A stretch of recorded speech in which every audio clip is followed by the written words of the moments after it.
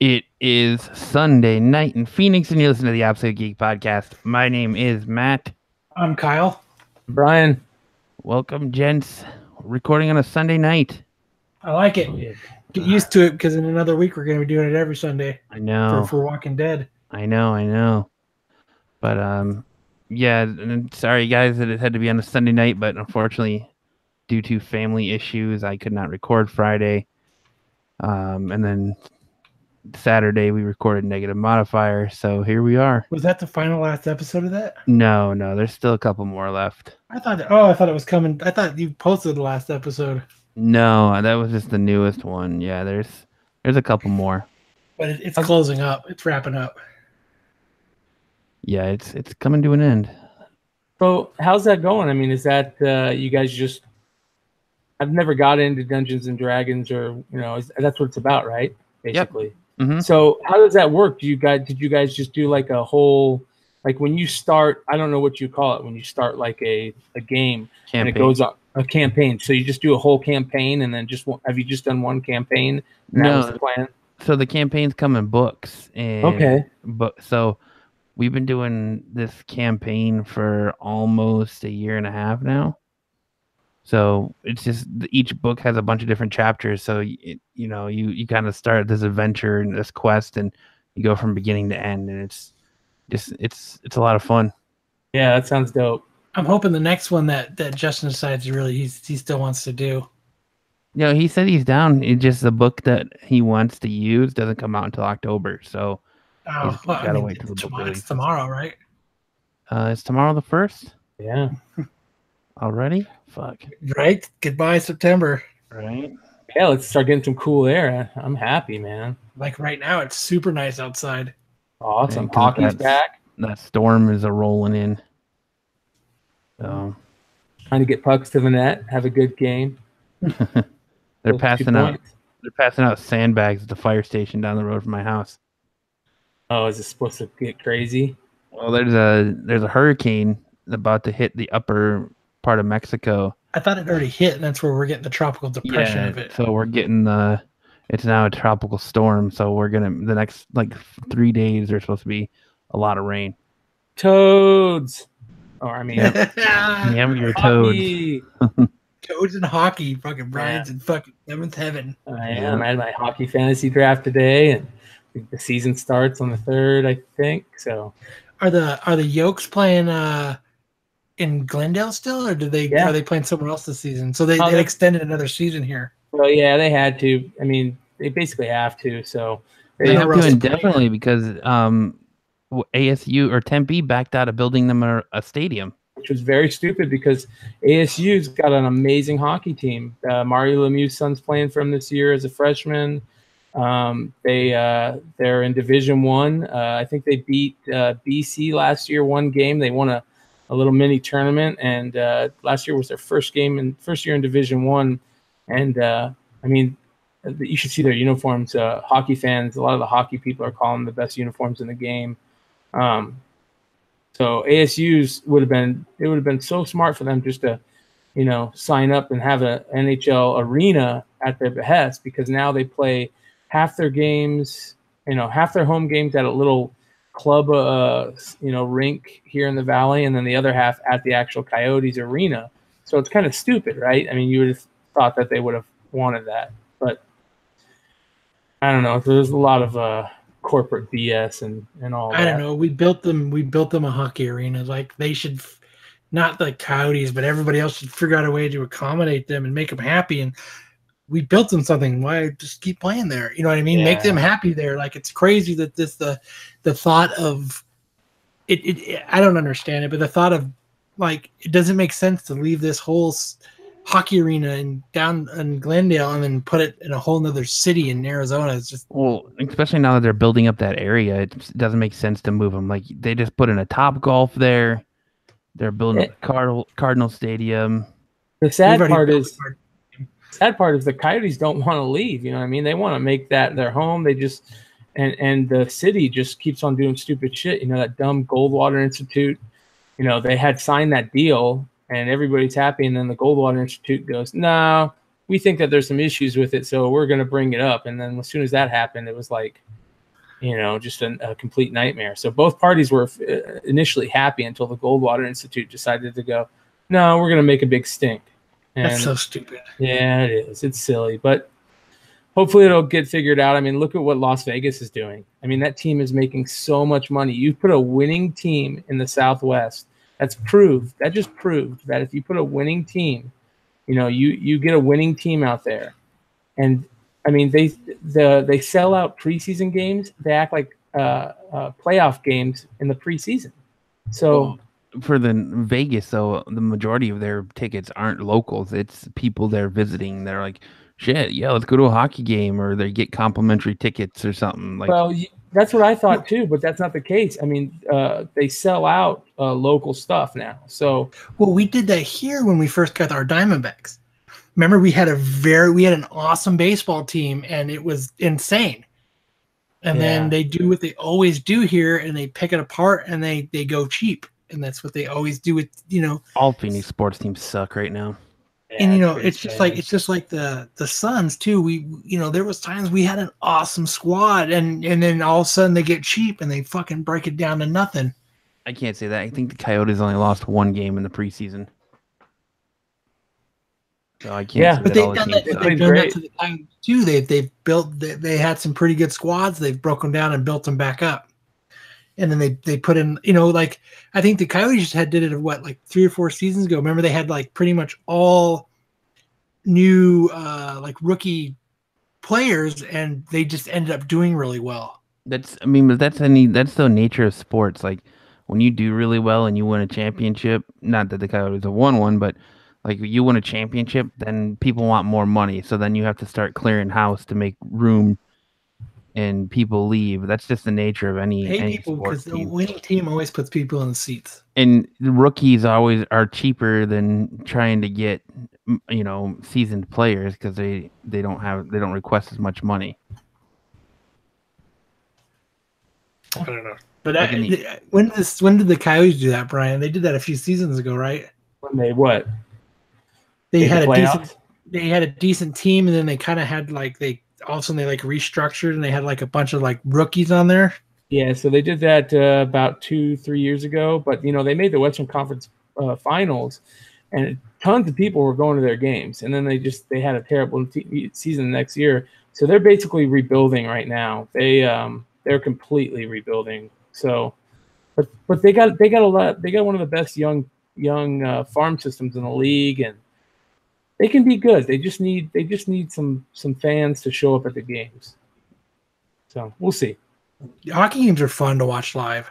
They're the best, man. I'm not a big hockey fan, but I've gone to a few hockey games, and you know what? They're a ton of fun. Yeah. The energy is awesome at hockey games. I normally don't start paying attention to hockey until after football season. Yeah, usually a lot of people don't pay attention till the playoffs, just because the playoffs are so intense. But that's cool. Hey, as long as you're watching, that excites me. I've been so lost on other sports. I used to be a football fanatic, and it's ridiculous the way things happen now in football and baseball or basketball, and it's a complete joke. So the only game I've watched football wise in the last like 2 or 3 years is the Super Bowl. # take fighting out of hockey. I saw that the ref at the Cardinals game today had that crazy call. Did you see that? No, did they win or lose? They lost. I don't watch football, but it just came up on my feed. Somebody had posted it. I guess they lost to the Seahawks. They lost to the Seahawks, but I guess there was a false start, and they said it's on the whole offensive side except for the center. Oh. So they didn't even pick out names. They just called it on the entire team except for one player. And I guess I don't really think about football, but I guess it's like something you don't ever see. Oh my gosh, that's ridiculous. Yeah, if that's why they lost the game, that's pretty messed up. Like I had to Google the other day. I had to Google what a pick six was. And you guys both laugh. It's funny though, but I was sitting in my class, right, and there was like 3 other people in there, and I looked, and like I was watching a comic book auction, and if one of the teams got a pick six, he was going to give 5 comic books away. So I was like, all right. And I looked up and I looked at these guys and I said, in my class, and I was like, hey, do you guys know what a pick six is? And they said, nope. I was like, fuck. And I had to Google it. But now I know what a pick six is. Yeah. It's when they catch the ball and they run it for a touchdown. Yeah, they intercept the ball and run That's it. it. They intercept it. But the other dudes in my class, they didn't know what it was either. Fucking nerds.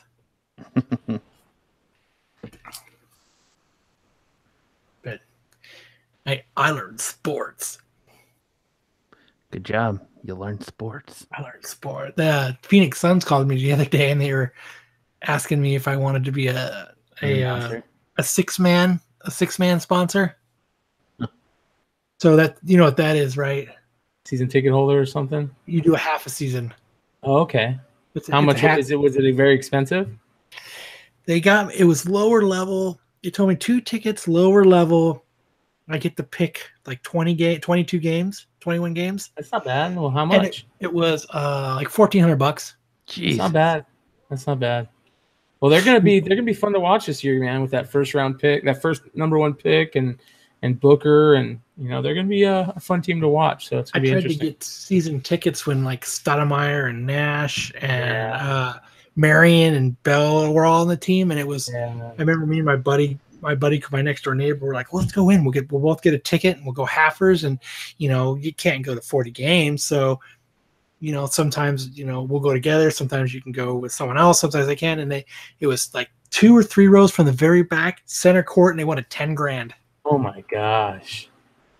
And I was like, pass. Yeah. A lot of comic books. It's a lot of comic books. It's a car. Yeah. You could probably go buy you can go buy a brand new car for $10,000.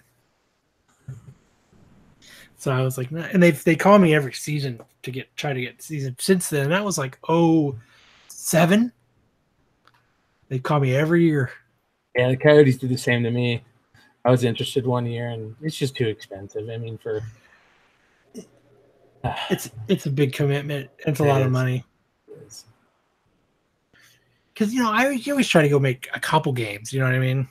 Well, the thing is that if you're a student, so you can sign up for this thing for the Coyotes. If you're a student, it's just know anybody with a student ID. Basically, you have them sign up and you put your phone number in or whatever, and they text you every game, and games that they don't sell many tickets for, which are basically almost every game during the week.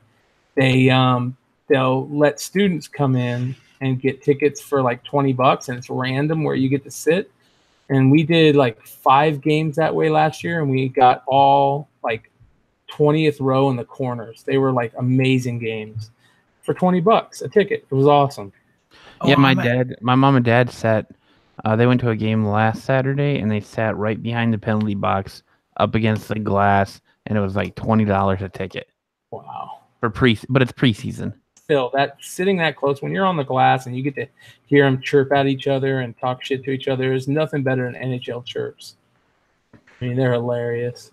Might have to try to catch a hockey game this season. I'll go with you. Anytime you want, man. I'll pick some good games we can go check out. So I think it'd be fun. I mean, it's close. I can Uber there. Yeah. Pre-drink. Because it's way too expensive to drink there. Yep. Fun. I do crazy shit. I'll make signs sometimes and try and get on the cameras and just to fuck around. Paint your chest up and take your shirt off. No. Oh my god! I'm a little too man. This season. I'm a little too man boobish to do that. That's what makes it great, though. Yeah, isn't that what the camera loves? The guys with the man boobs. That's what I love. They're always focusing on man boobs. Yeah, they're all about the man boobs. I don't want to become a meme.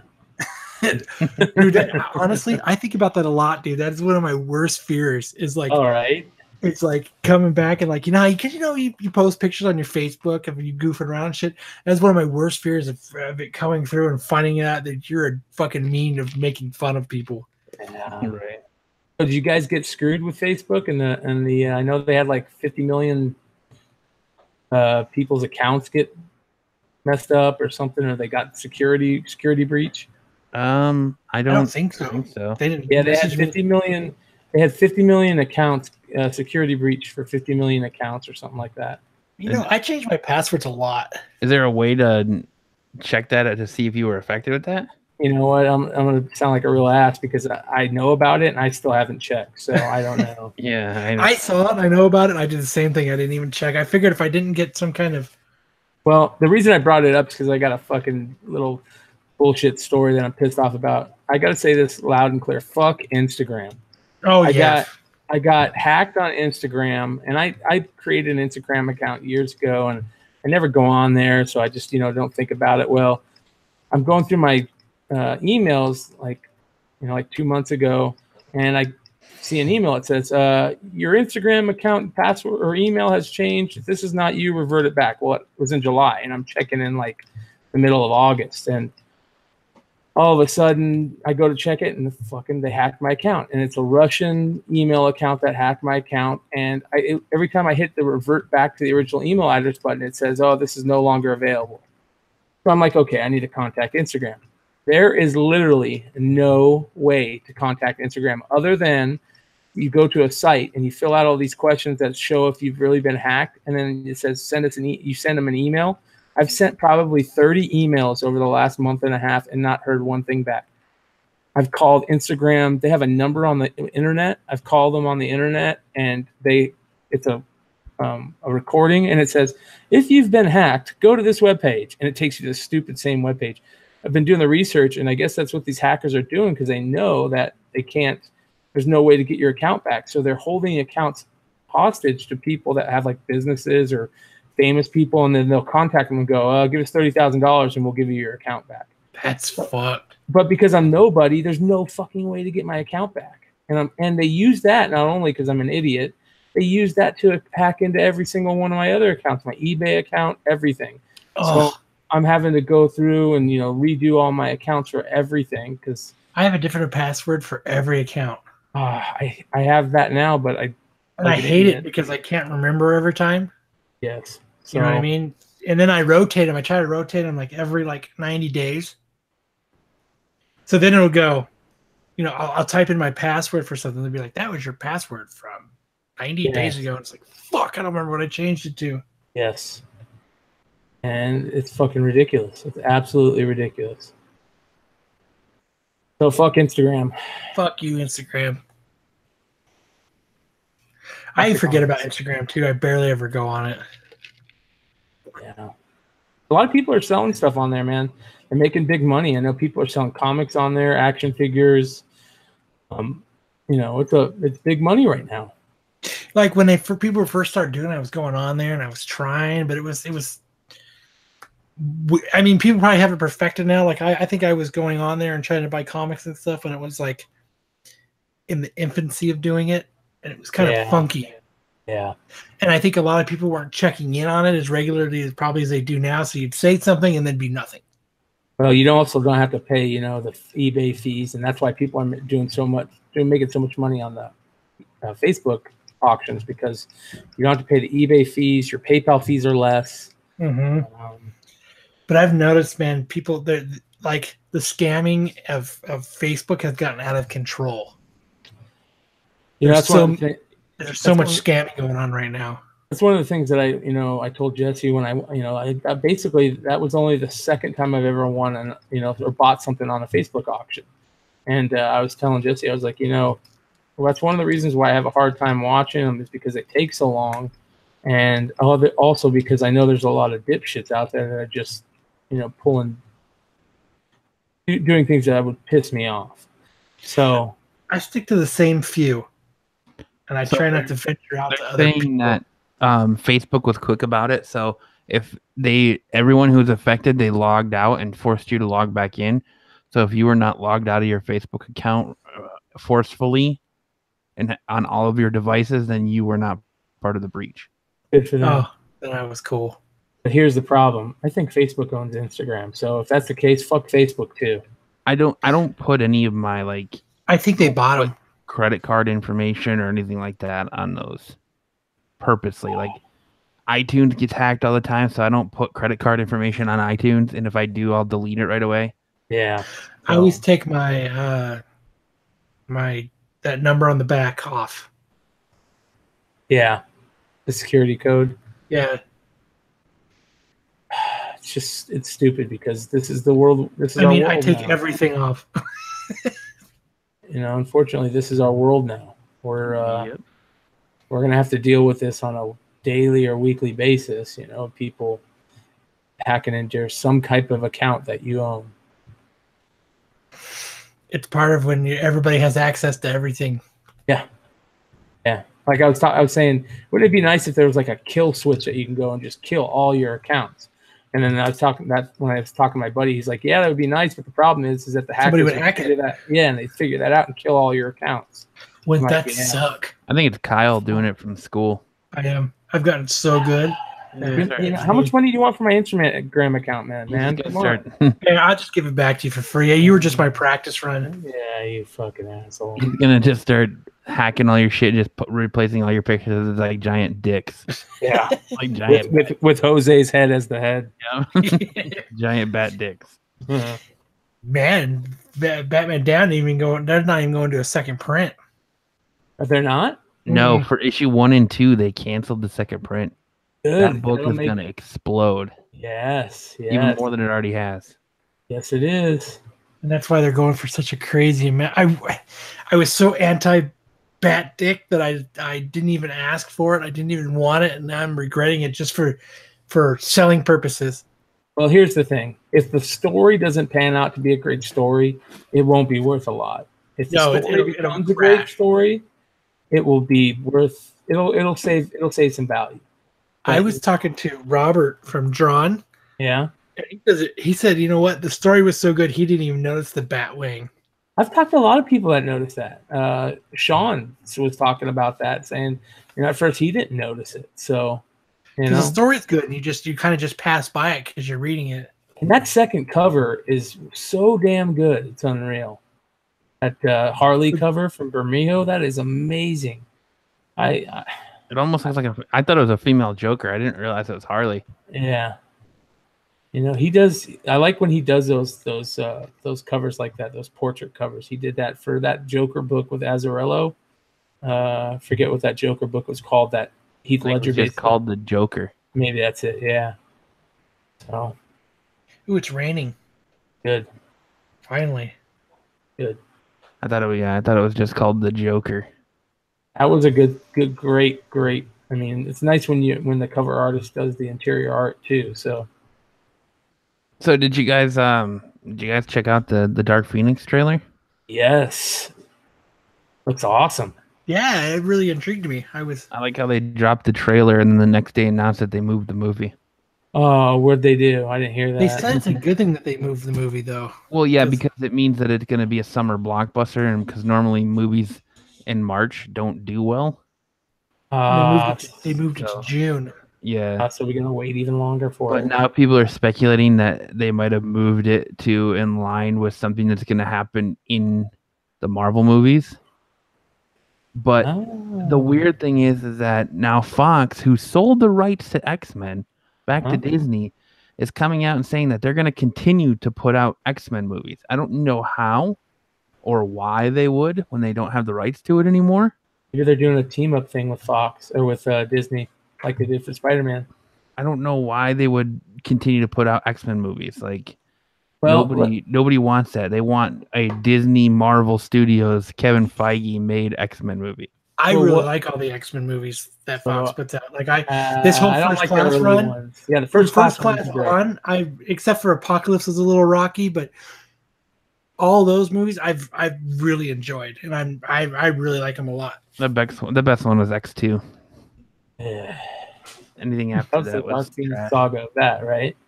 That was United, X-Men United. Okay. That was the third one, and that one was straight hot garbage. Yeah.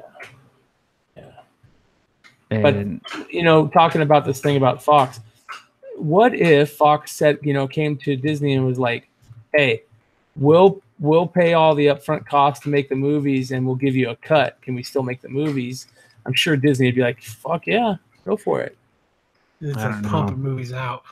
I mean, with what they're doing with a lot of these comic book movies, where they're kind of like on their, I don't know if they're doing this, but it seems like they're doing it, like where they're on their own little universe. with the Joker movie and then the Joker Harley Quinn movie that's coming out, it almost sounds like they're kind of doing these little one-offs. It'll be interesting to see if that's the case and if the Joaquin Phoenix Joker movie becomes something in the universe, right? It'll be weird. It's gonna be weird to have a Joker movie without Batman in it, though. Thomas Wayne's supposed to be in it, right? I don't think so. I don't think so. No. I thought the rumor was that Thomas Wayne is going to be like the antagonist. Like Joker's supposed to be like, even though he's a bad guy, he's supposed to be like the good guy, and Thomas Wayne is supposed to be the antagonist type thing. I haven't heard anything about it. At least not. I don't think in the Thomas Wayne might be in it. I believe I know what you're talking about because I believe they did say that they cast Thomas Wayne. Because I can't remember who they were supposed to be, who they said was playing him. I can't remember if it was. I don't think it was Robert De Niro.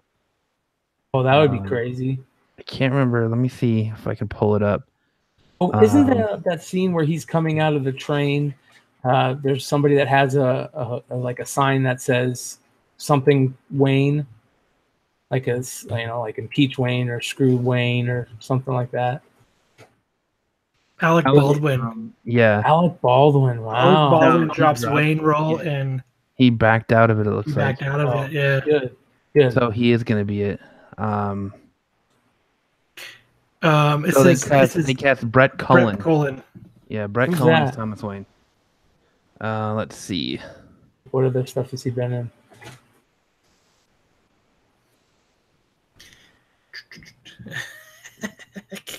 Oh, he's been in a lot of shit. Yeah.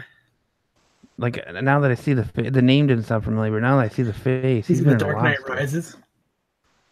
Oh, that's interesting. Did he play Thomas Wayne in Dark Knight Rises? He plays one of the cops in the Dark Knight Rises. Mm-hmm. Oh. He plays the he plays like the cop. Yeah. Okay. I'm trying to think what I've truly seen that he's been in. Besides Dark Knight. But I tell you what, everything I see more and more about this Joaquin Phoenix role, I think it's going to be great. I don't see how. I see where his. I love it.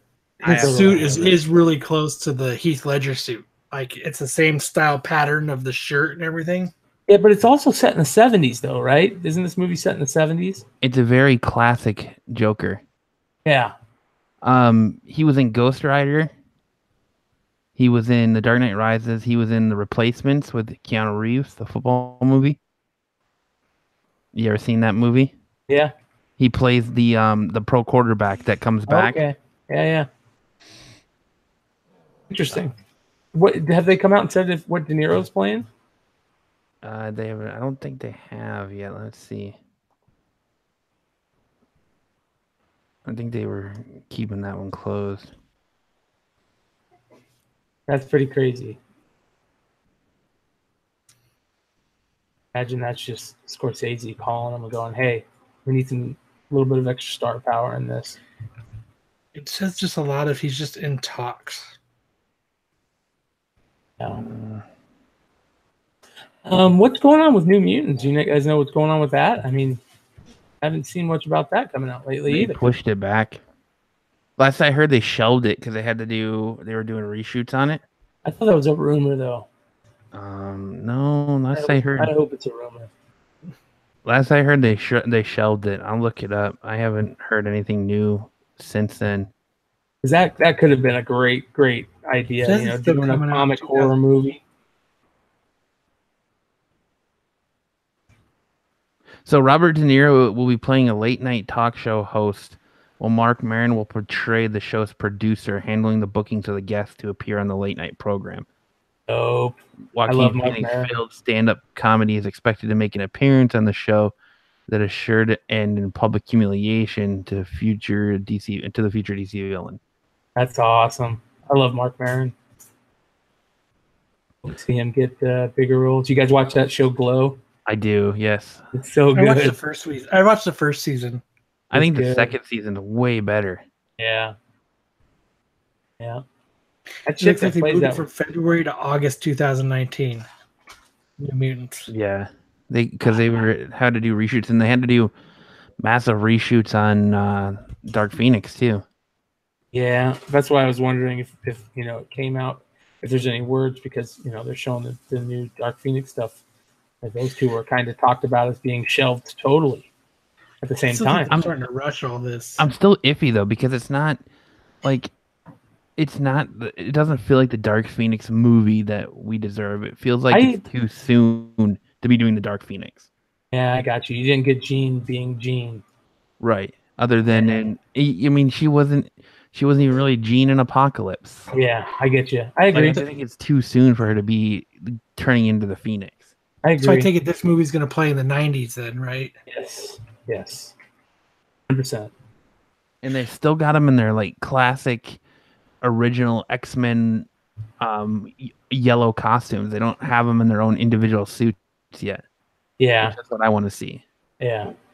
Maybe we'll see that in the movie. They're just holding that, for the people that really want to see that.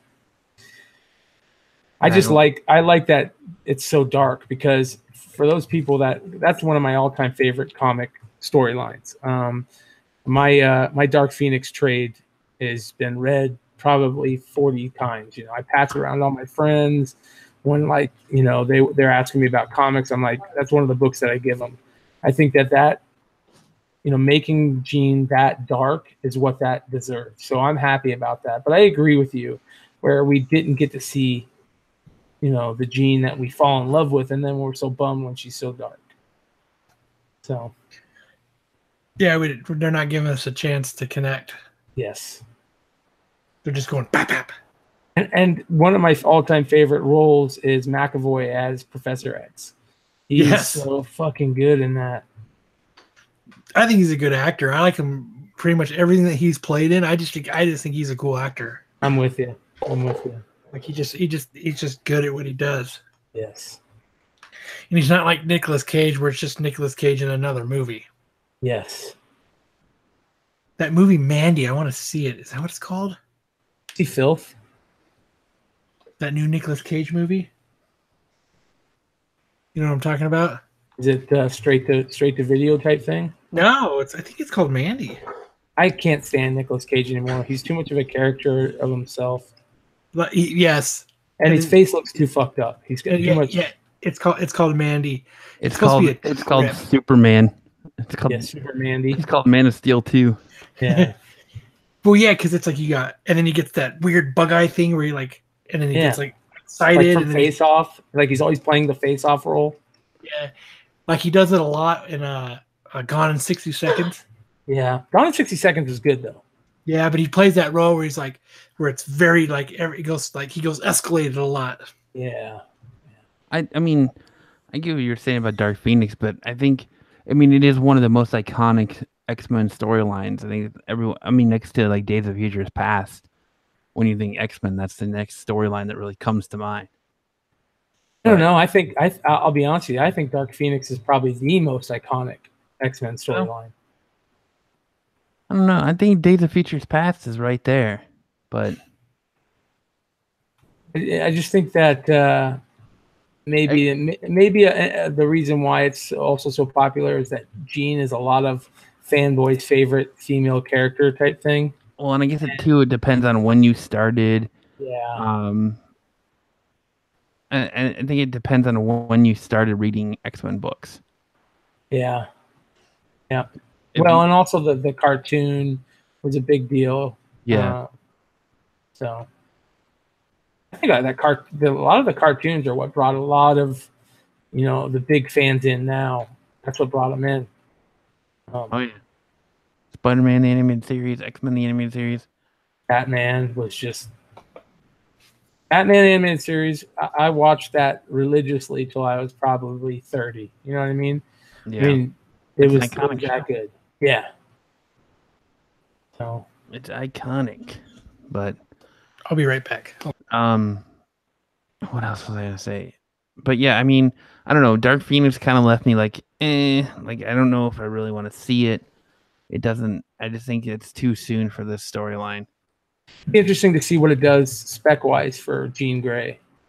I first appearance is already a pretty expensive book, but if it that's kind of like how I get an idea, at least in the with comic fans, if a movie's it's got a lot of backing behind it, or people want to see it. If the spec value goes crazy on some of their, her other books, her iconics covers and storylines, then I know it's gonna be a good movie or a good following, at least. A lot of people are gonna want to see it.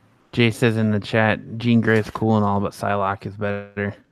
Well, a lot of people are pissed off right now. Didn't they change Psylocke back from she's no longer the Asian assassin in the storyline right now? I don't know, because I know they're relaunching. They're just about to relaunch the Uncanny X-Men. I know Rob Liefeld did a cover for like the first issue. Well, they got a really cool storyline going right now with the Jean Grey that came from the past. You know how they brought the original X-Men team from the past, Yeah, and they left them, and where she's getting she's getting super powerful, and she's getting ready to go up against Cassandra Nova, which I think anybody who's read Grant Morrison's X-Men storyline, or that whole run, will agree that's one of the greatest comic storylines ever written, and the art and that Cassandra Nova character is pretty damn terrifying. So it'll be interesting to see how that turns out. Yeah, really weird how the X-Men. You would think that they would try to do more about making X-Men storylines, be good every time, just because they're such an iconic group, and a lot of people that are reading comics now came up on that Jim Lee, Chris Claremont X-Men #1 run.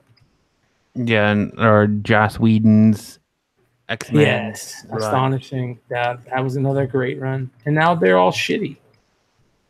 Well, Marvel for the longest time tried to pretty much smother the X-Men or bury the X-Men, if you want to put it in wrestling terms, because they didn't have the rights to them movie-wise. Fox wasn't playing ball, so they did what they did to Fantastic Four. They pretty much buried them.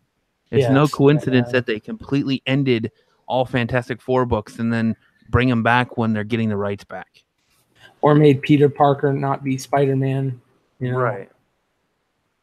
Yeah, it's kind of a bummer. But it worked, right? Fucking worked. Yeah. It worked pretty good. And there's a lot of, and then speaking of that, there's a lot of speculation that they're saying that Venom was always meant to be PG-13 because they're going to try and tie it into the Marvel universe. That was their plan from the beginning. Well, didn't that picture come out of Tom Holland in a black suit? Yeah, so there's been two pictures that have come out of Tom Holland in the suit. One is like a really blurry one where he's on top of a Ferris wheel, and the other one it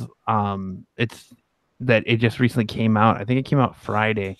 Was of the set of him like doing a stunt, but yeah, it almost looks like his homemade costume though. So it looks more like it's like the stealth suit or an homage to the like Spider-Man Noir type suit. That would be so shitty if it is the stealth suit. I mean, what the fuck are you doing? Well, and now they're saying that Venom has 2 after the credit scene. So if you go see Venom next Carnage, right? Carnage has got to be 1. There's 2 after the credit scenes. I think Carnage is still in it because Woody Harrelson was attached to it to play Carnage. Well, that's what I always thought the plan was, is to have him be the after credit, and then just have him be in there where he's not Carnage at all until the after credit scene. That could be too. It could be an after the credit scene, but you think they're gonna tease us with a Carnage after credit scene, huh? I think they have to, yeah.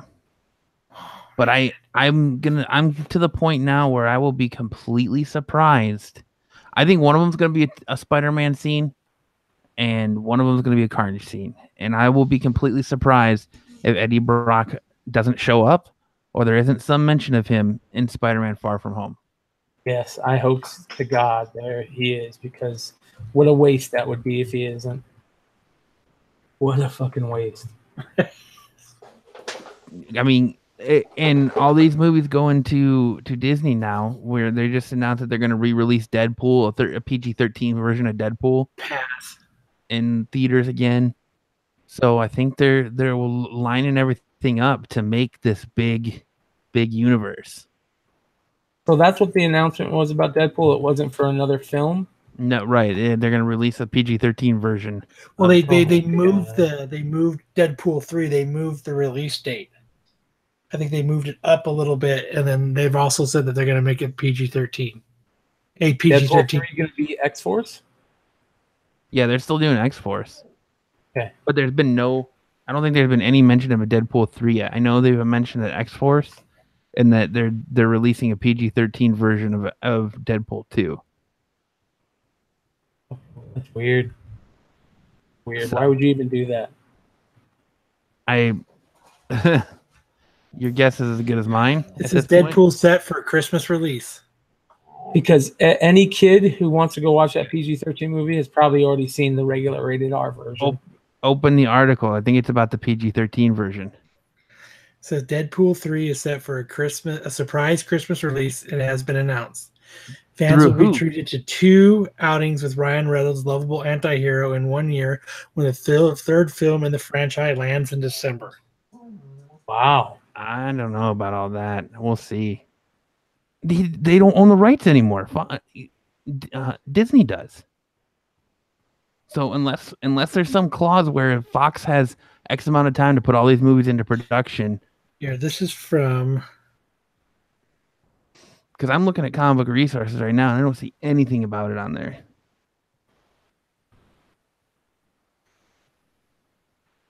I just see about the PG-13 version.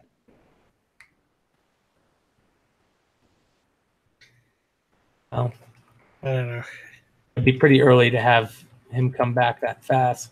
It means had to. I don't think they can film it that fast. That's what I mean. Like they already had to already film it. Yeah. And if that's the case, that would be awesome. That'd be fucking cool. It's probably some fucked up place I just read it from. It would have had to been filmed back to back with Deadpool 2. Because look at Avengers. I mean, okay, Avengers Infinity War came out this year, and then the next one, Part 4, is coming out next year, but they filmed those movies back to back. Do they have a release date for Part 4 yet? I think it's May of next year. I think it's like the middle of May or beginning of May of next year. Interesting. I probably just read a fucked up site. Have they announced when the first episode of Game of Thrones is coming out? Do you know? Nope. It's probably not going to be till July. Oh, what a freaking heartbreak. I'm assuming that it's going to be the later half of the year. Oh, that sucks. That sucks so bad. Not only do they say, 2019, they make us wait till the end of 2019. I mean, I'm sure we're going to get a lot more to come out about everything once New York Comic Con hits. But right now, I mean, it's all speculation. So, I mean, I would expect them to announce something like the Deadpool thing at New York Comic Con. Yeah. We're Because gonna get any cool announcements out of New York Comic Con.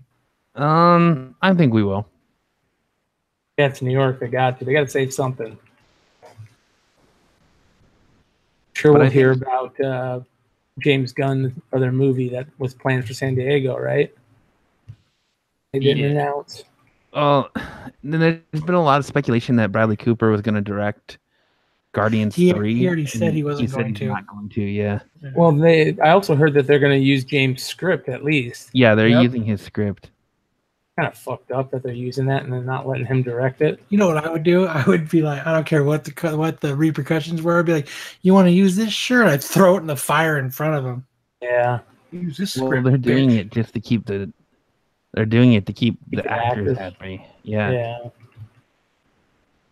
Hopefully he gets paid because he's really catching the short end of the stick on that one. You know, we're different people, you know, as we grow older. Everybody's done something stupid on Twitter or something, you know. It's like, come on. Yeah, I mean, everyone's not perfect. I mean, there's no reason to it's not like it would. I don't know. A lot. I think people are still too quick to judge everything. It's not Bryan Singer. Come on. I mean, the court of public opinion is too quick. And then these companies and these corporations are like, well, everyone's saying it. We have to go with them or they're not going to buy our product, instead of just waiting and seeing what actually comes about of it. I was listening to Smodcast yesterday, and they have an episode on Smodcast with Kevin Smith talking to Robert Kirkman. And Really? Robert Kirkman says something about these movies that like really opened my eyes and kind of like was like, wow, like that's absolutely true, and that's how that should be viewed. So he was a huge comic book fan as a kid. So Kevin was like, hey, have you seen Infinity War yet? And he was like, yeah, I went and saw Infinity War. I've seen it a couple times in theaters. And he was like, the first time I watched it, I went in there with my fandom hat on, and I was like, well, that's not how this happens. It's just stupid, blah blah blah, and like ripped it apart. And it's like, oh, I know they're all coming back, and they just announced, who cares about how they died? They just announced Spider-Man Far From Home, so Spider-Man's coming back, and yeah. He's like, I tore it apart, and he was like, but then I went and I watched it with my daughter, and I sat there and watched her like clutch her heart when all these characters are dying, and just the thrill I got watching her experience this was amazing. In that, he's like, if you're a comic book fan, that's great, but take that hat off when you go into these movies and I've go and enjoy the movie. I've always said that. No, I know, but go in there and enjoy the movie for what it is. I've always said that. Just go in there and enjoy it as a movie. Yeah, but it's hard. It is hard. It is very hard. I agree. I mean, it is, because you're like, well, that didn't happen, because you already have a pre-notion of what's going on. But But I almost feel like that, and I'm agreeing with you in what I'm about to say. When you go in there and you pull the whole, that didn't happen, you're kind of like turning yourself into a comic book guy from The Simpsons. You know what I mean? Like, yeah, you're being a dick. Yeah, like you don't want to be that douchebag. So just go in there and enjoy, watching a movie that, first of all, not only did that not happen in the comics, but that's never going to happen in real life. It's never going to be anything. There's so many things in there you can go, that could never happen.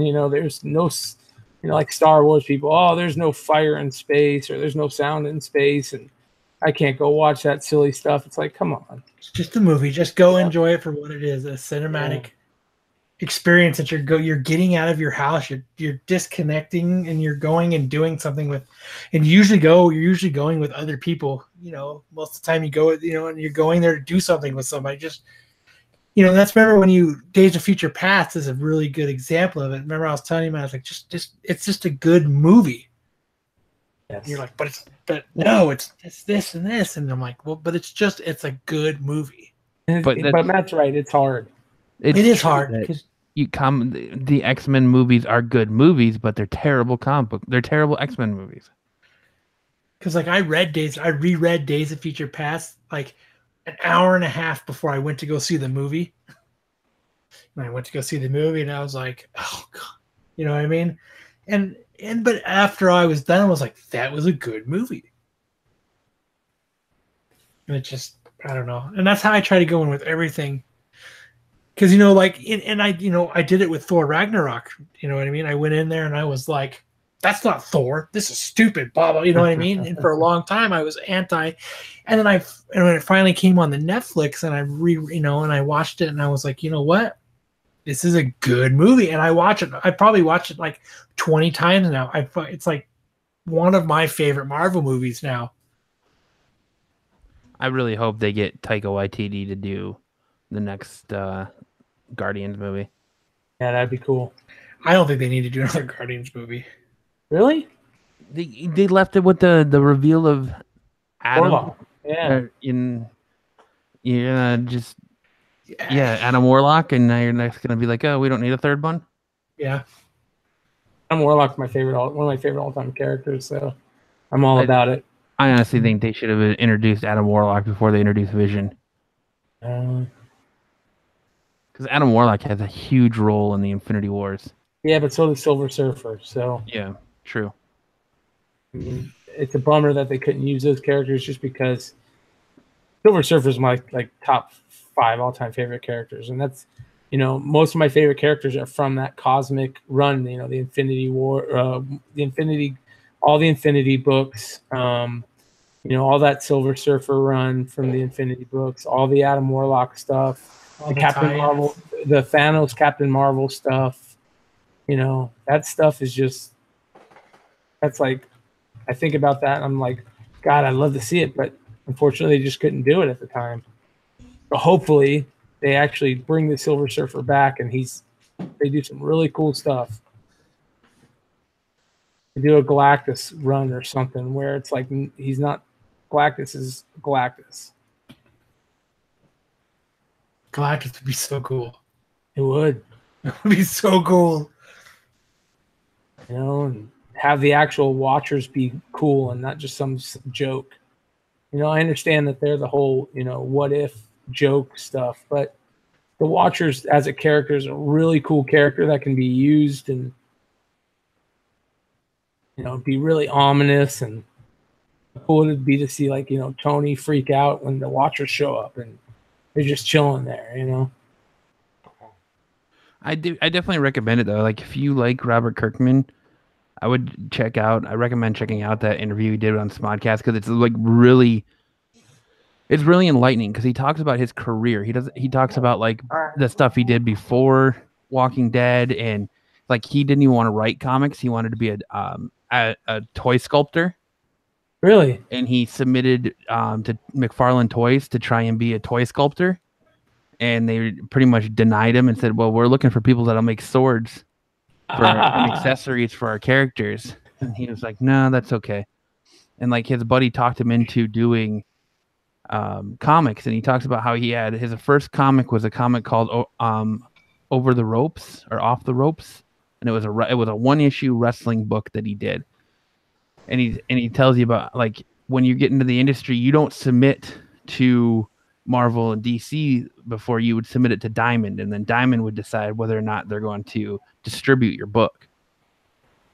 And Diamond turned him down, and then he came back with Battle Pope, and they were all backing up Battle Pope. And he talks about when he met Tony Moore and his relationship with Tony Moore, and he talks about all that stuff. And that he talks about the AMC show and how he owns the rights to Walking Dead and all the licensing stuff. They just own the rights to the TV show. He's like, that's why all the good Walking Dead stuff comes from Skybound, and then the shitty Walking Dead stuff comes from AMC. The shitty Walking Dead stuff. And he talks about how like they were actually they tried to pitch the Walking Dead to ABC first, and ABC turned it down.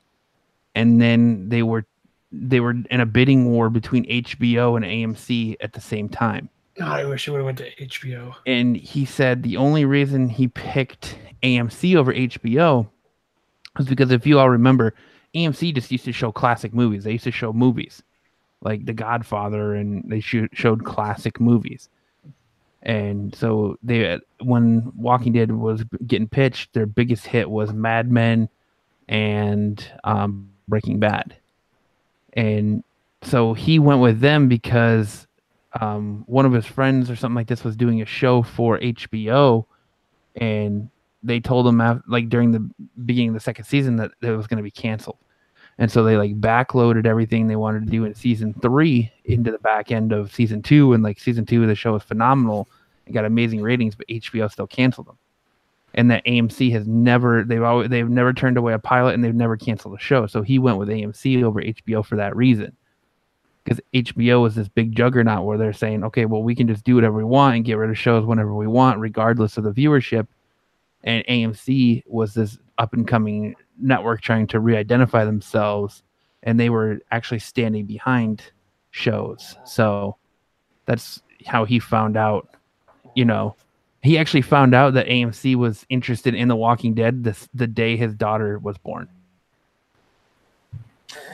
So you brought up my favorite all-time book, which is Battle Pope, and just the story kind of made me want to go grab this. And I'll just do a quick little thing. And a lot of people don't realize this, but if you ever get a chance to find those early Battle Pope issues, not the Image ones, but the Funkatron books, because they're they were self-published by Kirkman and Tony Moore. Funkatron was their, like you said, their little own self-published thing. They're really hard to find in good condition, but you can get. They actually made trades. Funkatron make trades. So look for the Battle Pope Funkatron trades, and they've got a lot of really cool stuff in the back that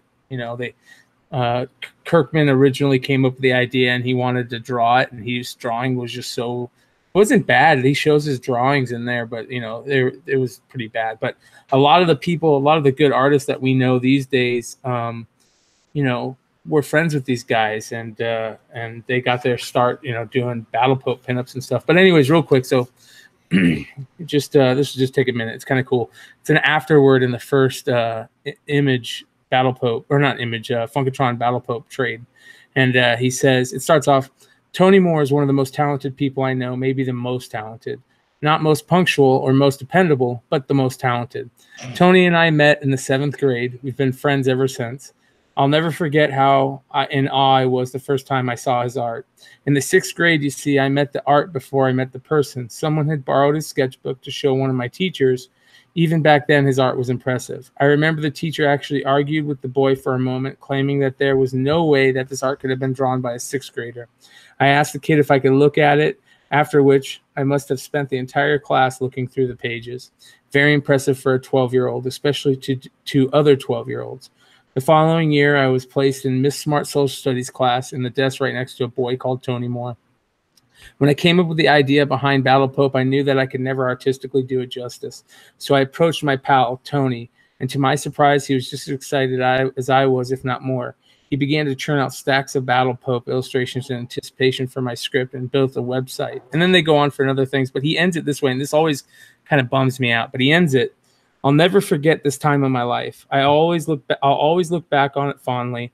I'm working with my favorite artist, my oldest pal, and my closest friend. I'm having a blast. And now they don't talk to each other. And That's then pretty money fucking got sad. involved. Yeah. Money.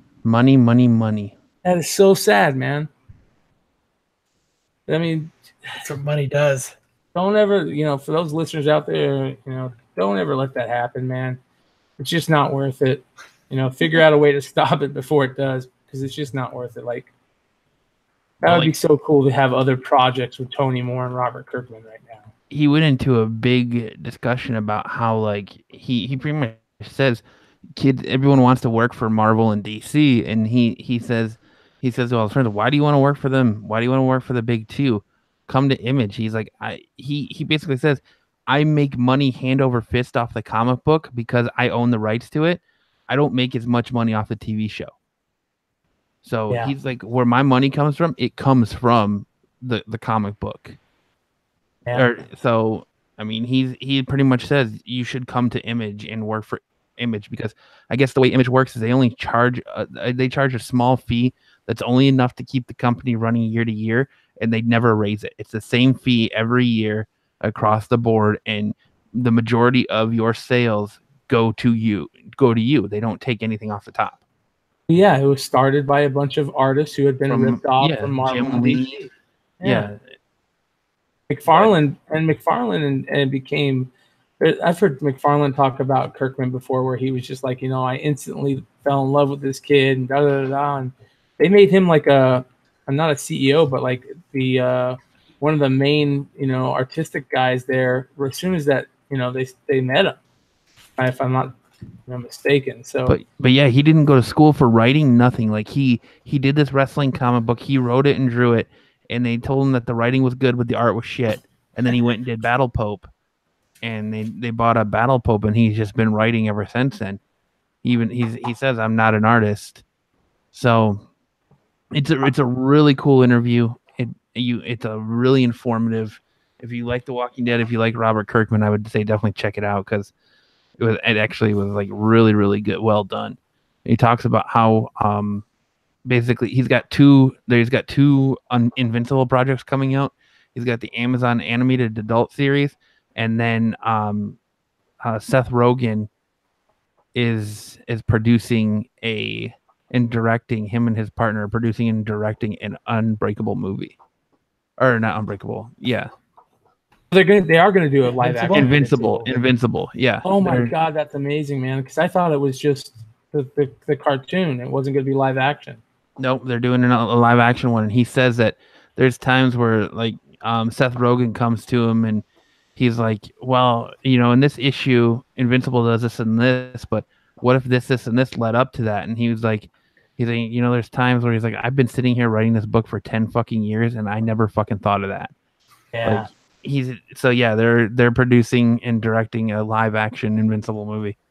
That's so great. Now, that's one of the hardest books that I've ever tried to find. I've never been able to find it, number one, for a decent price. I never see them ever.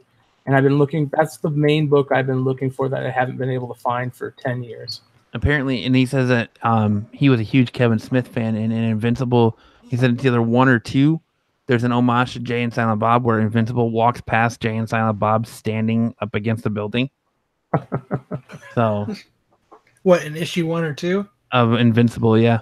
Oh, I'll have to look because I have the trades. Yeah, I have the hardcovers. It's one of the best comics you'll ever read. People that have been on the fence about reading Invincible, give it, the first 20 issues, and it'll turn into your favorite comic of all time. It actually ended pretty decent. It's very hard to end a book that goes 140 issues or whatever it went. So, but he talks about his growing up in his childhood, and he was like, his dad always prepared him to be ready for life and to buy a house and invest in the future. And he was like, he got married at 21. He was like, I bought a shitty little house, and he was like, I took out a bunch of home equity loans to put out Battle Pope, and so he took out a bunch of loans and was in a lot of debt from putting out Battle Pope. So it's really cool to hear him talk about stuff, and just the way he thinks now. He's telling a story about how his kids living in LA now, his kids all go to school with famous people, his kids. And he tells the story. He's like, remember when we were in school, you always had that one kid that was like, oh yeah, my dad is this, and this, or he did this. Like the kid who was completely lied, but tried to make his life sound way cooler. And he was like, I mean, I knew a kid that did that. And he was like, but nowadays my daughter comes home and I've got Dave Grohl's kid over at my house. And, people are telling my kids, oh, your dad does Walking Dead. He's famous. And he's like, my son comes home and asks me, Dad, are you famous? He says, absolutely not. And he's like, but then he's like, my daughter and Dave Grohl's daughter were in this competition of whose dad is better. And she came to me and said, Dad, she says her dad is famous. And he was like, her dad is Dave Grohl. He is absolutely famous. He's way more famous than I will ever be. So yeah, it's crazy to hear the conversation they have. It's very, very interesting. I think Kevin Smith, he had some of the greatest single episode podcasts out of anybody that's ever put out a podcast. His Fat Man on Batman series is one of the best. And he changed it, and it's now Fat Man Beyond now. Oh, because he's not fat anymore. He said he changed it to Fat Man Beyond. That's awesome. But yeah, it was, like I said, if you're interested in Robert Kirkman or The Walking Dead and how all that started, it's definitely a podcast worth checking out. Amen. It was really, really interesting. It had me glued to my phone, listening to it. Because normally when I'm listening to a podcast, I'm like, yeah, all right, I'll just be doing something else in the background. But it had my full attention. I love stuff like that. It did its job. Yep. So it took you away from what you were doing. That's what that's what all entertainment should be doing. That's the point of it. Yep. Yeah, so I found what you were looking at here on com.com, Kyle. It says, Deadpool playing the role of Santa Claus this Christmas, bringing joy and gifts to kids in theaters around the country. While Deadpool may not actually be for kids, Ryan Reynolds and company are fixing that this holiday season as a PG-13 version of the movie is hitting theaters for a special engagement.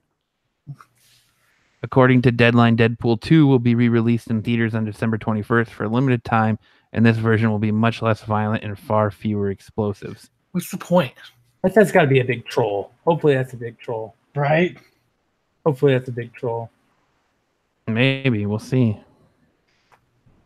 Oh. That'd be lame. Yeah, that's like a quarter of the movie. Come see Deadpool PG. It's a half hour long. PG-13, yeah. Why is this so choppy? Yeah. And see that like, and then there's the news about they're making Gambit a romantic comedy, and that's Stupid. exactly why Fox doesn't deserve to have the rights to these shows anymore or these Yes. movies anymore. Yes. Gonna make Gonna be Rogue? Gambit a romantic comedy. I don't think it's gonna be Rogue. I don't think they really said. I just think they just said Yeah. they're pushing it to be a romantic comedy. Oh, stupid. It's gonna be Gambit and How to Lose a Guy in 10 Days. Oh, stupid. Could you imagine that? So they say that when you look at Gambit, he's a hustler and a womanizer, and we just felt like there was an attitude, a swagger to him that lent itself to a romantic comedy. Pass. Yeah, I don't like that at all. It doesn't need to be a romantic comedy. What do you think, Kyle, of Norman Reedus saying that he wants to stick it out to the end of The Walking Dead? If I was him, I'd do that too. It means he's gonna be 10 more years of fucking.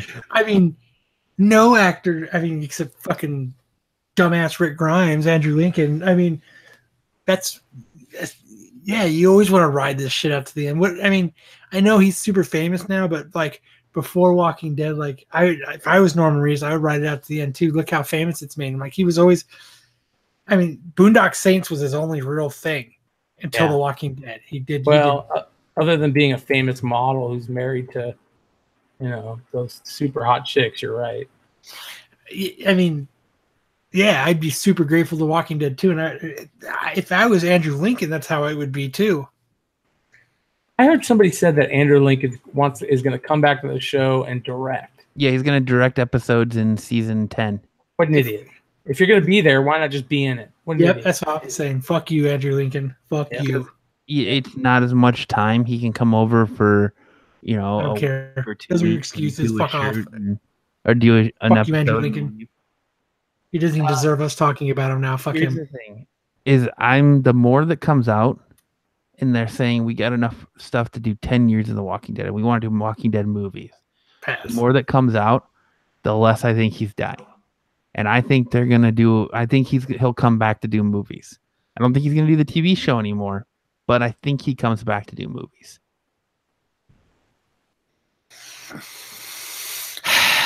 That's what I say to that. Yeah. Well, I I mean, just give it a big sigh. Very frustrating. Don't fucking pick and choose. Don't be an asshole, Andrew Lincoln. Pick and choose. Jeffrey Fuck Dean you. Morgan coming back and saying he wants a Here Comes Negan movie, and I'm fully behind that. If Negan's done right, he needs They to be done fucked right up on the screen. by killing Carl. Period. That's their biggest mess up. Oh And if yeah. that's the reason why Andrew Lincoln left, then I understand it. But I mean, the series is getting amazing compliments. The season 9, people who've already seen season 9 are giving, or the first episode of season 9 are giving it amazing compliments. So I'm excited. Yeah, they have a lot of fucking. They have a lot to make up for to us Walking Dead fans. Yeah, but I think Really they had to look put- at it. I think they really had to put a lot of effort into this season for that reason, because they gave us pretty much 2 mediocre seasons of The Walking Dead. Oh, I would say more than that. Yeah, the majority of them were mediocre, in my opinion. It's been a while since there's a really good season of The Walking Dead. Like they've had good episodes, but yeah, like season 4 was awesome. And Yeah. I think what was it? Season 6, I think was.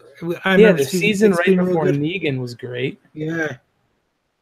And then 7 and 8 were just fucking. They just completely and totally fucking slapped us in the face. Well, But- Negan just didn't transfer over well to the show. And I think he could have if they didn't stretch it out. They stretched it out so much. It Yeah. got so boring. If they would have just went super hard and heavy and followed the comic book, it would have been badass. But that first 2 seasons of Negan was so stretched out, and they did a bunch of bullshit that we didn't need to see. I agree. Full episodes where you're following people and nobody cares about. I think it has more to do with not just that, but he wasn't in a lot of the episodes. He doesn't he doesn't transfer over well because he's not the foul-mouthed Yeah, badass. But I that still think the wrong person played him. I don't- think he's great. I you think don't he's like great. Jeffrey Dean Morgan as Negan. Mm-mm. I still think it should have been Henry Rollins. I Yeah. still think, well, it's just, Jeffrey Dean Morgan's just a super small guy, and Negan's, and that whole bending back thing, just, I don't know. Negan is he's a very thick boy. Yes, he's a stocky dude, and that's not what Jeffrey Dean Morgan is. No, you're right there. He is kind of lanky, but I just don't think he transferred over well to the show. Like sometimes you were like, all right, he's doing it, and then it fucking would peter out, and it would go away. Like, like when they first introduced him, and when they killed Carl, and they killed Glenn and Abraham, like it transferred well. I was like, okay, you know what? I think he's actually gonna do good as Negan. Like I think this is, and then once he got super psychological, it just wasn't Negan. Well, some of when they put them out on DVD, and like I think they did like season 7 had uncut Negan stuff in it. It was really good, but it's just without the F-bombs. I know it's a stupid thing, but it is without that language, without that, you're taking that character and personality away from Negan. So essentially, when they're trying to transfer him over to the TV show, they're taking the character and trying to put a new personality to him, and it just didn't work out.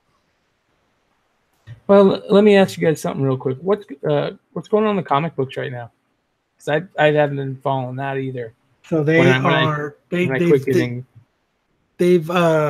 found this other community that's in I think it's a football field, and they've turned it into a community, and like they only like certain people if you have a purpose. So they've taken Michonne, and Michonne used to be a lawyer, and they really want her there. And Rick is playing this really weird head game right now. It's kind of cool actually, but shit's about to go down. Like there's something up with this new community that they found, and this person, and I think they're kind of introducing it into the show. It seems like they're kind of introducing it, and it's just going awry, and you could tell that Rick has this plan of something, and he's being right. Matt, it's like a different Rick right now. Like yeah, he's kind of like playing this weird game right now. It's kind of it's more of a like dick measuring contest almost, because this woman refers to herself as the governor, and the first thing when she shows up to Alexandria, she's like, "Oh, I'm the governor," and he's like, "Oh, the governor, huh? I've had a problem with someone named the governor in the past," and like they're pretty much like trying to, basically, it's essentially a dick measuring contest. Yeah. But they've got Michonne in a weird position right now too. But like this new community, like Kyle was saying, is they want you. So what you did before the zombie apocalypse happened is what determines your like social status in this place. Status. So like Michonne was a lawyer, so they want her to be a lawyer here, and something happens where one of the and they have this like guard attack force that wear armor and stuff, and someone attacks a guard, and these guards are just beating the living hell out of this dude, and they end up beating him to death. And they want Michonne to defend, and like the whole community sees it, and she breaks it up. And they want Michonne to defend the guard that was in the wrong, and the community like flips out, and there's this huge like riot that starts. Just as Rick is walking, because it's not even there. It's like it's a separate community. Yeah. Like Michonne and her daughter, because Michonne found her daughter when she went to this community. Like there was this board of the lost, and it was Michonne's daughter. I lost my mom, and so they reconnected, and they're on like this like retreat in this other community outside of the this place, and that's where all that happens. Like they're getting like this 5-star treatment at this little place because they're really trying to butter Michonne up. So they're giving her like it's almost like a oh god, like when you go to like the casino and you're getting pampered and all that stuff. It's kind of what this, they've got this own room, and they're getting this food, like they gave Michonne all this food, and then like she saw these kids talking about not having any food, so they gave it to her, and they got all like the community like kind of got mad about it. Hey, that was for you. And he's like, well, they're hungry, I'm not. And like, Michonne's having this weird adjustment period too, but something's about to break. But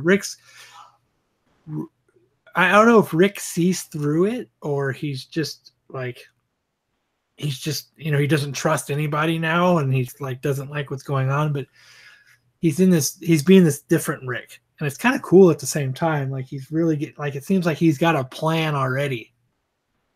What's up with Carl? He is at the hilltop. He is a blacksmith at the hilltop, and he's banging out Alpha's daughter. That's awesome. Mm-hmm. Which we won't get to see in the show. I mean, that whole storyline with her showing up and Negan telling him to take off the bandana that's one of the greatest storylines in anything ever written, in my opinion, because that's what a good writer does, is he makes you hate a character, and then through writing that character makes you love that character. You can never make me hate Negan. I've loved Negan since the day he showed up. And like they remember we talked about it before, but that's what Jeffrey Dean Morgan was so bummed about when he was on Howard Stern, because he was like, I was so hoping to get to do that and play all this out, and now I don't get to. Like it was like some of his, and he said the same thing. That was some of his favorite writing. I was hoping to see Carl get his eye hole licked. Right? Yes, that's what I wanted to see. Yeah. Well, it's just weird because it looks. I mean, I don't know. Like, when Alpha and them come, I mean, a bunch of people are gonna die. It's when Alpha comes, right? Do-pa. Do-cha. But Alpha's been introduced on the TV show, right? Not yet. Not until season 9. This season they're doing it. Okay, that makes sense. I can hear my kid playing video games.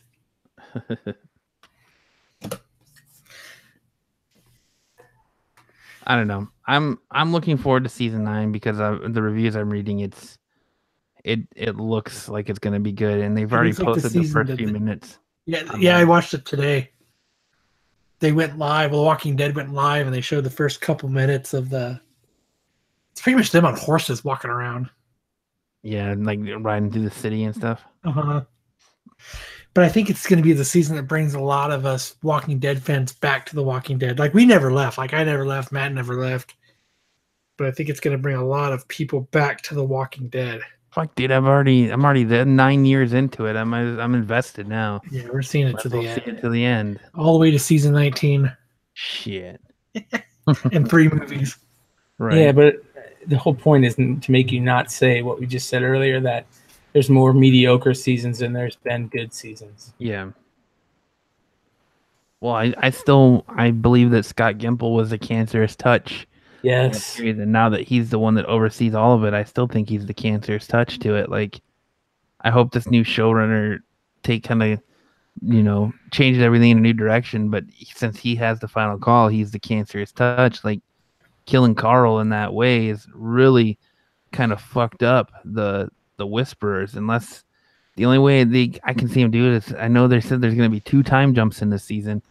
So the only way I could see the Whisperers working is if the time jumps went that farther in the future where Judith is older and she has a lesbian relationship or something. But or not, maybe it's they time jump enough where she's older and instead of a daughter it's a son. Well, they already cast the daughter.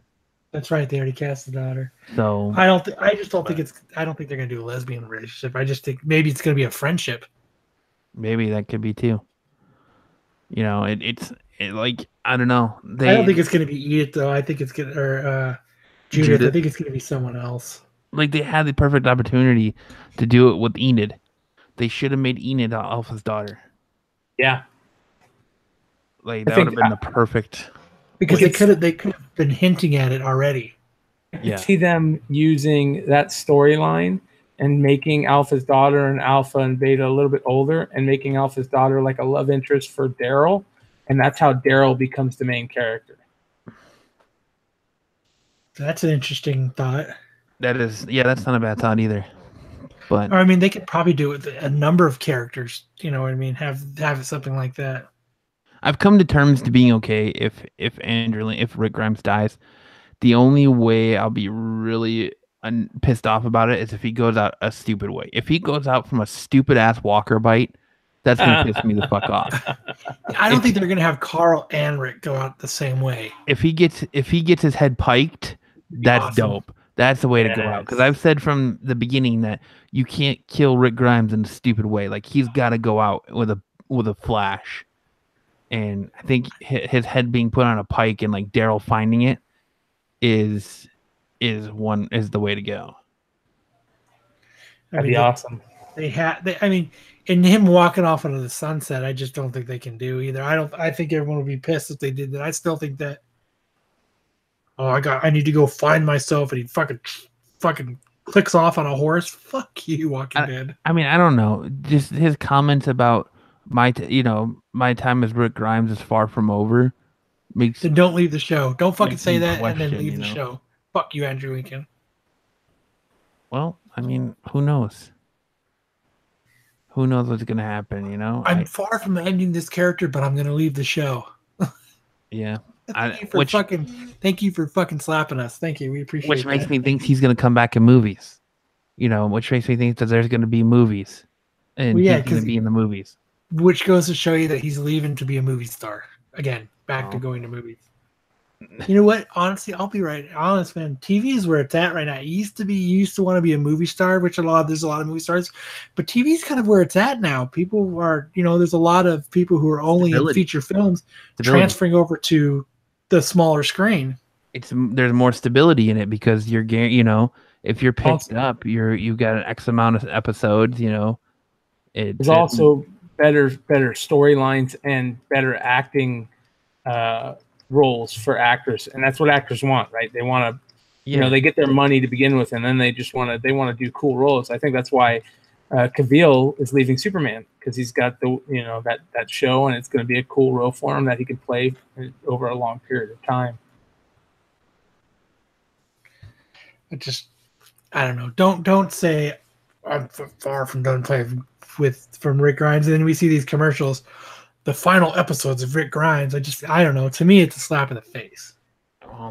We'll see. It's a big middle finger.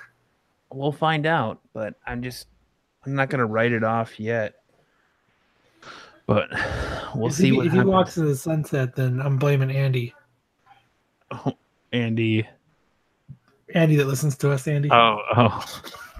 You're be like, I'm blaming Andrew Lincoln. I was like, well, what the fuck? He didn't write it. I already blame him anyway. I was about to say, yeah, fuck Andrew Lincoln, right? I've been saying that for 10 minutes. He's doing it. He wants to go spend time with his family, dude. Like that's but he's coming back. He's coming back. Exactly. If you're gonna leave, then leave. Don't fucking. But you're looking at it all wrong because no, sir. That's an incorrect statement. Oh my god. Directing an episode takes like 2 weeks. Piss on that. If I was Adam Sandler, I'd go and I'd give him a thumbs down. Direct an episode over Christmas break, or you can come direct an episode over your kid's winter break or spring break or whenever. Like when they're away from school, you can bring them with you. Hire a tutor. Why? When they're going, I don't know. I don't have any ill will towards the dude. Like I understand his reasonings, and I fully support him, but I don't. I support if you're gonna leave, then leave. I don't know. Don't play the hokey pokey. They should just recast the character Rick Grimes. Did you just say don't play the hokey pokey? Yep. He's got one foot in, he's got 1 foot out. He puts 1 foot in, and then he's gonna shake it all about. Fuck him. Don't play the hokey pokey. You just recast the character. I mean, Last Man Standing's recast the daughters in that show 3 fucking times now. Oh man, that was funny. Fucking you and your hokey pokey reference. That's what he's doing, though. That's sad. But I don't know. It just makes me mad. I just hope that doesn't make the value of my Walking Dead 1 go down. So it's going to go down tremendously. It'll. You know what? We've talked about this before. Walking Dead will always be $1,000 book. Yeah. Because it's it's still the Amazing Family 15 of our time, and it's still a low print run. The sad part is, even with how bad the seasons were, it's still the number 1 TV show on TV. It's still the number 1 show on TV. So they're still killing it in the ratings. So that I don't see that book yet. Like I said, that book will never go that far down in value. It'll always be, and it won't be like. I think what's going to be hard to find soon for the Walking Dead books is unsigned copies. Oh yeah, I'm never gonna get mine signed. And I've talked about that before. It's the whole reason why I'll never get my #1 signed, because everybody, it's. I bet you 45% of them are now signed. Yeah. And and there's certain books that you don't want signed. I mean, they're your books. If you want to fucking sign them, get them signed, because I love getting my books signed. But Walking Dead 1 will never be like the first 5. I probably won't get signed because everyone's getting them. A lot of them are signed if you go on there and look. And so what it's going to happen is when you want to sell it, it's almost going to be a selling feature, an unsigned graded copy of Walking Dead 1 or an unsigned copy. Yeah. You very well might be correct. Because I mean, I thought about it when I got my Walking Dead 27 signed. That's what I almost took. I just couldn't part with it. That was like the biggest reason why I didn't get. I was so scared to part with it. I got one for you. Like, what's gonna happen when like the majority of people that are buying Stan Lee autographs get their book back and it's just a scribble? It's already happened. It's already happening. Like, if you've seen my 2 Stan Lees night and day, dude, like my 700, it's the perfect Stan Lee signature, but on my 121, it looks like a stroke patient did it. Oh. Has there been any news on him lately? I haven't heard much. Now he's just chilling at home. Yeah, he's hanging back and doing Twitter videos and doing private signings, which are far and few between. Like, they're like, I think people said there's not even another signing till 2019, and they don't even know when. Yeah, like you just send your book to somebody and it's just a waiting game. Yeah, and it's whenever he wants to do it. Can you imagine? I'm just sending my book away. Not even know when I'm going to get it back. Oh, wait. I'm already doing that with CBCS. Never mind. I was just about to say. Oh, man. Like, I'm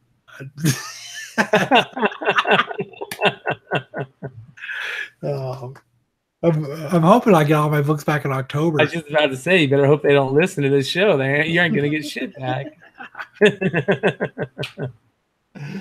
But I guess tomorrow's October, so I guess I should be expecting my books back in the next few weeks. Right. Shout out to Kevin. Right. He's a good dude, man. I always give him my books to take care of all my. I got to get a hold of him. He sent me a thing saying that the Lady Death book came in, and I was like, awesome. And then he sent me a thing saying, but I just need $15 to send it to you, and I never got back to him. I said, well, we'll figure something out. And I was like, you know what? By the time I thought about it, because he lives in the Far East Valley from us, and I was like, well, I'll just try. I was like, you know what? It's almost October. I can wait 3 more weeks. Yeah. I'll just wait a few more weeks, and I'll just get because he'll end up having 6 or 7 of my books. So yeah. And then I'm still waiting. I gave him the Matina Gamora variant to get signed. And then I gave him the Matina version variant of the Batman Who Laughs, where he's doing the whole Albuquerque thing with the Robin. Mm-hmm. He's pulling his cheeks back, his face cheeks back.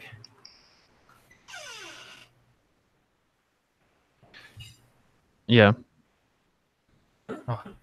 So hopefully soon. I'm hoping to get a call within the next 2 weeks when I finally have my books back.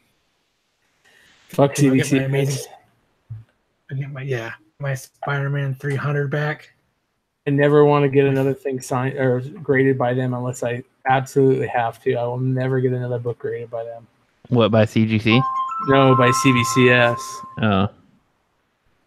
Yeah, CGC is fucking great. CGC has turned into what we were all complaining about when CBCS first came on, that we were all excited for. Yeah, the quick turnarounds, the good Yeah. grades, everything. Yeah, this Beautiful move, that case. move, CBC has this move to Texas, fucking murdered them. Yeah.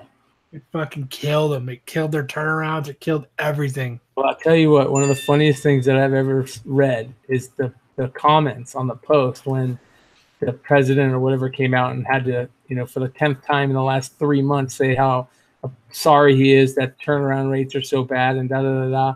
And you just read the comments on the post and it's so goddamn funny. People I know. Some of those comments, I'm like, hey, yeah. you've had my books 9 months. Where are they? It's like, ooh. Yeah. Ooh, God. Uh, I gave you a 9.8. It came back at 8.2. What happened? It almost made me go like, what an idiot for leaving comments on this post. Like, what are you thinking? Oh, man. But yeah, that fucking killed him moving. That fucking killed him. Yeah, I'm waiting for my Thanos 13 to come back too from him. Oh yeah, you had that signed by Donny Cates? Yeah. Nice. I'd sell that book if it comes back at 9.8. I say I'm going to, but you know what? Yeah, I know. I'm not going to. I wish. I gave up on the Albuquerque variant. It's gone. Well, it's got to be at a decent price now, right, though? Oh, God. Last time I looked, it wasn't. Hopefully everyone's moved on to something else. Batawang. Well, I tell you what's crazy is I had been kind of waiting for prices to go down on Batgirl Adventures or whatever, first Harley, Batman Adventures 12. And this whole announcement with this, Birds of Prey movie has just made that book go skyrocket again. I mean, here's a 9.4 for $310. Ugh. Wow. Crazy. It's just, here's the 9.6 for $400. Wow. Amazing. That's still holding that value. Here's a 9.8 it's not sold, but it's here for $1,200. Wow. Here's a 9.4 for $650 signed. Here's another one signed for $1,200.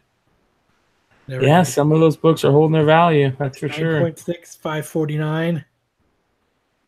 9.4 PGX, $450. He made a comment. Did you hear about that X-Men Legacy book that is skyrocketing in value? Look up the value on X-Men Legacy 212, I think it is. First appearance of Endgame. That's all you got. Oh, yes. All he said was something about, he just said Endgame, and that book shot up, and it might not even be the book that they're looking for. Yeah, I saw that because it's like one reference in a panel. Yes. You know what I just realized? After sitting here for 10 minutes and just listening to you guys, you're both fucking nerds.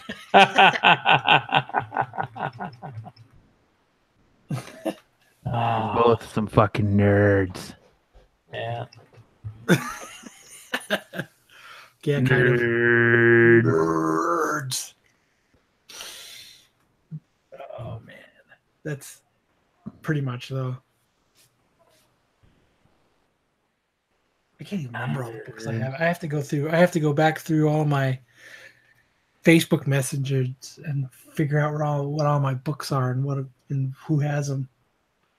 Anything interesting in the comic world that happened that I'm not thinking of? Not recently that I'm aware of. Other than Batwing, that's just been about it. Oh, Venom, the symbiote has a new offspring. Really? That's basically the fucking Predator. It can track people down. It can read heat signatures. It can go invisible. It can do mind control. It pretty much has the fucking power to have all the powers. I was about to say he's basically unbeatable. Basically one of the most terrible characters you could never come up with. Yeah, you pretty much gave him the power to have all the powers. Yeah. And he's, so That did you sucks. say it was X-Men Legacy? What? Yeah, X-Men. Let me look it up here. 223? No, that's not it. Yeah, let me see here. The X-Men Legacy.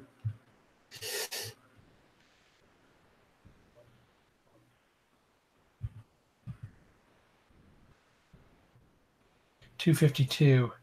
Legacy Yeah, doesn't 250. Yeah, 252. You're right. Yeah. It's going for $40, and then 253 is like a $30 book. Mm-hmm.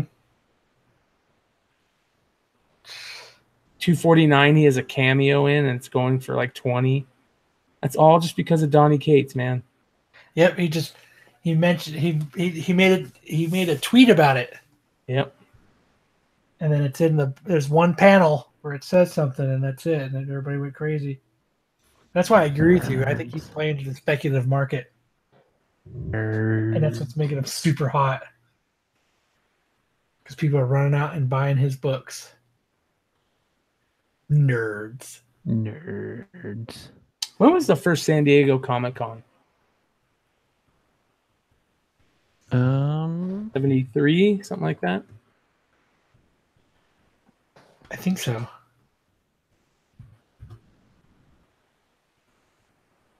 Is it 73? 1970. Golden State Comic Book Convention. Yep, March 21st, 1970. Yep. That's crazy. I always thought it'd be cool to get a San Diego Comic Con, the very first one, to get a program graded from that. That would be cool. Have you seen Jesse's San Diego Comic Con program from the first one, Kyle, that he has Kirby signed? All the people have signed it. He's got a price tag on there for like 10 grand. I'm like, why would you even sell that? He goes, yeah, I would never sell it, but you know, it'd be interesting to see if somebody came in and said something to me. Yeah, well, everything's got a price. It's just a matter of Everything has a shell out price. that money. Yep. You want to Yeah, everything has a price.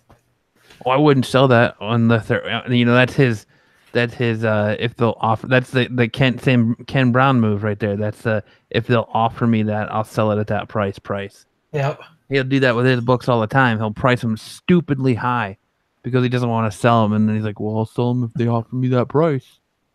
Yeah, okay. Like I had triple the eBay price. They want to pay it, then I'll sell it. But if not, I don't mind holding on to it. I did that with the guy that called to offer to buy my house the other day. What? I had a guy call me and he said, we're buying houses in your neighborhood. We'd really like to buy your house.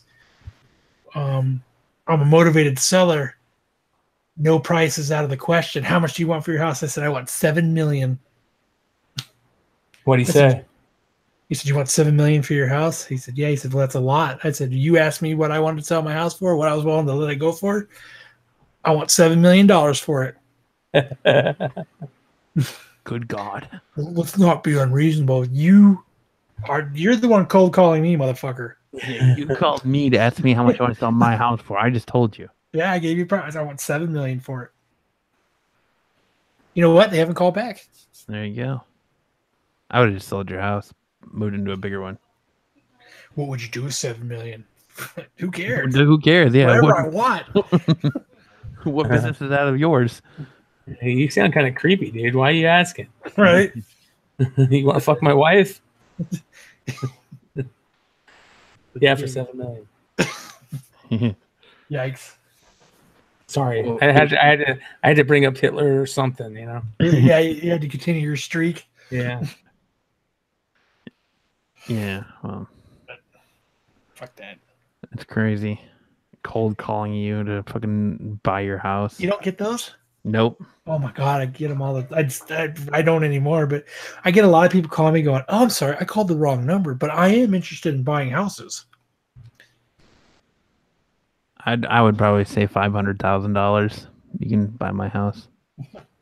I wouldn't be a fucking dick and go $7 million. That's not a dick. I don't want to sell my house. Because I told the guy take that yesterday when he 500 called, he didn't want to sell it. I'd take that $500,000 and go buy a bigger house. Okay, if he ever calls back, I'll say 500,000. No, I'm just saying, like, you say what you want to say. I'm just saying, like, me personally, I'm a dick because I said 7 million. no. I don't think I'm the dick in this situation here. That's what you said, though. I know that's what I said. I don't think I'm the dick. What makes him a dick? Just asking you. He really doesn't want to sell his house. So No, I fine. I had originally sold. That's what I had told him originally. It's not for sale. Really? Yeah, I said it's not for sale. Everything's for sale. What do you want for? Fuck it. I want $7 million for it. Okay, well then, yeah, he's a dick if he pushed you like that instead of just taking the "it's not for sale" for an answer. But right, the guy called the day before. The same dude. I want to buy your house. I want you to shut up. That's kind of weird. Cold calling people to fucking buy their house. Yeah. It's fucking fuck you. I'm not selling it. But I would for 7 million. Yeah, right. I probably would for 500,000 because I can buy another house. But fuck that. Jay says $7 million dick. Right? That'll be my new comic, the $7 million dick. Yeah. Girth. He said girth. $7 million dick girth. That is a lot of girth. Somebody has to be.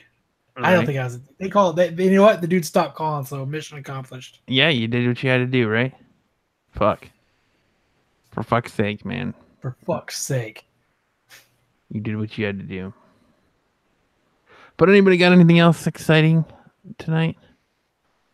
I think we've run it down. I think we have run it down.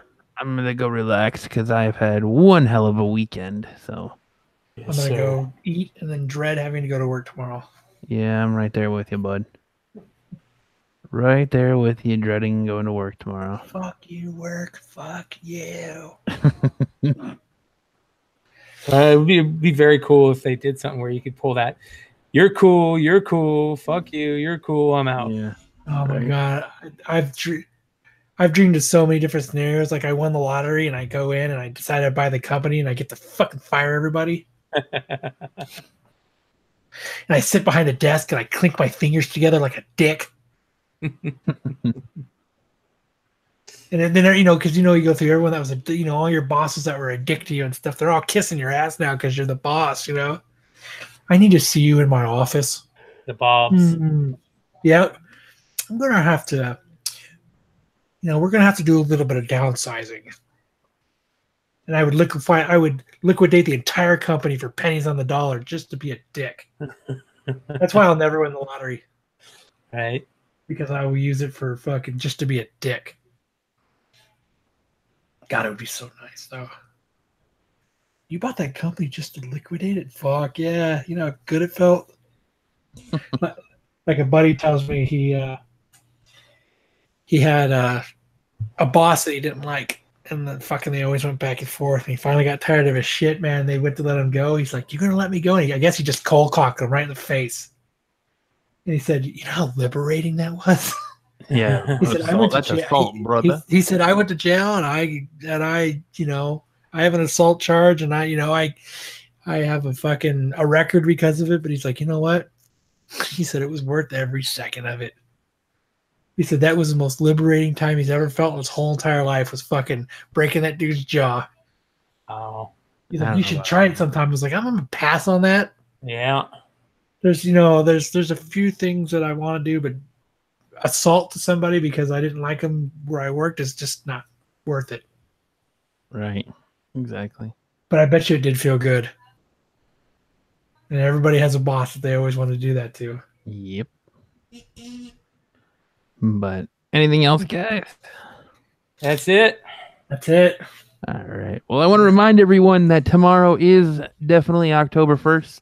So we are kicking off our AZ Nerdcast month where we'll be appearing on different shows and other shows will be appearing on our show. We've already got people chomping at the bit to be on the show. So you guys so fucking cool. Yeah, she gets some good content coming forward from that.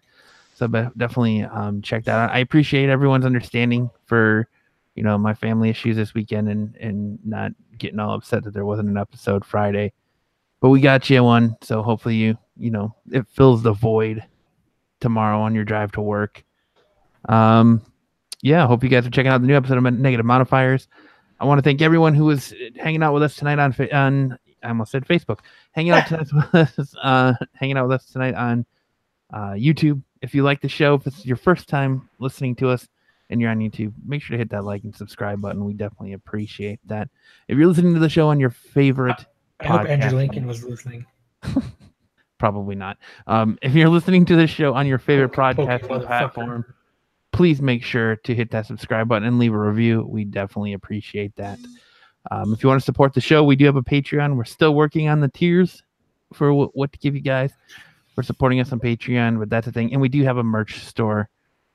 So it is on I was told by somebody we need to add hats to it. Add hats? We'll look at that. We can look at that. But we do have a merch store, so check that out and support the Absolute Geek Podcast in any way, shape, or form you can. And if you can't afford any of that, we just appreciate a word of mouth. Show your friends your favorite Absolute Geek Podcast episode, and just spread the love, man. So for this week's episode of the Absolute Geek Podcast, I'm Matt. I'm Kyle. I'm Brian. Saying we will see you next time. Fuck you, Andrew Lincoln.